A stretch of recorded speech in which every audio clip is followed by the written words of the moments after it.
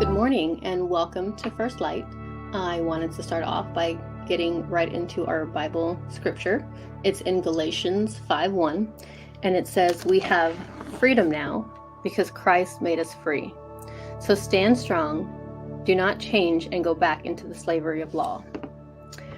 Now, that brings up a story in the Bible that was in Mark 5. And it's talking about a man who was filled with demons.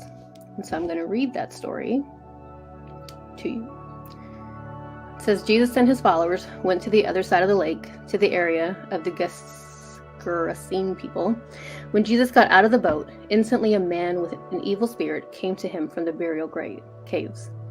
This man lived in the caves, and no one could tie him up, not even with a chain. Many people had used chains to tie the man's hands and feet, but he always broke them off. No one was strong enough to control him.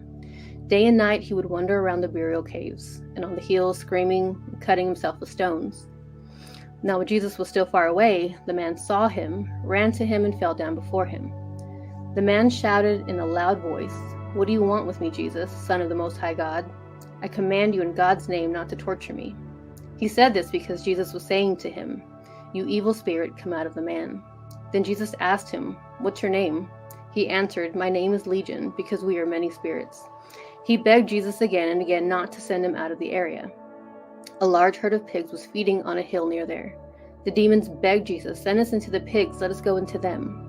So Jesus allowed them to do this. The evil spirits left the man and went into the pigs. Then the herd of pigs, about 2,000 of them, rushed down the hill into the lake and were drowned. The herdsmen ran away and went to the town and countryside telling everyone about this. So people went out to see what happened. They came to Jesus and saw the man who used to have many evil spirits sitting, clothed and in his right mind. And they were frightened. The people who saw this told the others what had happened to the man who had demons living in him, and they told about the pigs. Then the people began to beg Jesus to leave the area. As Jesus was getting back into the boat, the man who was freed from the demons begged to go with him, but Jesus would not let him.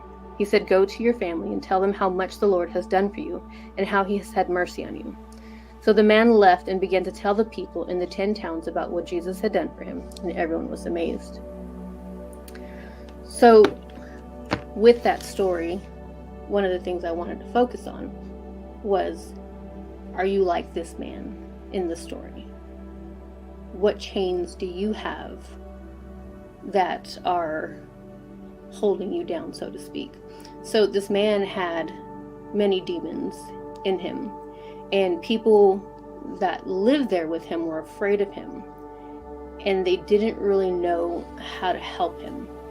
They knew how to put chains on him to stop him because he was scaring them, but they didn't know what else to do. They would just chain him up. And then Jesus comes and he offered him that freedom.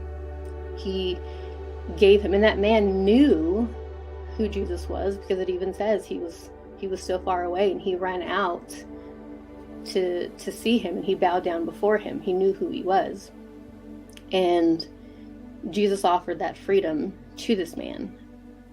So what are your chains? Who are you surrounding yourself with? Because there are so many people out there, church-loving people, Jesus-loving people, who want to help you get those chains off, who want to lead you to Jesus, who want to see you free. So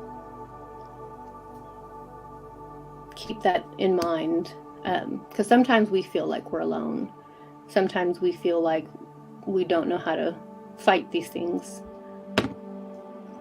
And we have to find the people who are going to help us. Because God puts people in our lives to show us. So keep Galatians 5 in your heart. We have freedom now because Christ made us free. So stand strong on that. And don't change and don't go back into slavery of the law. I like the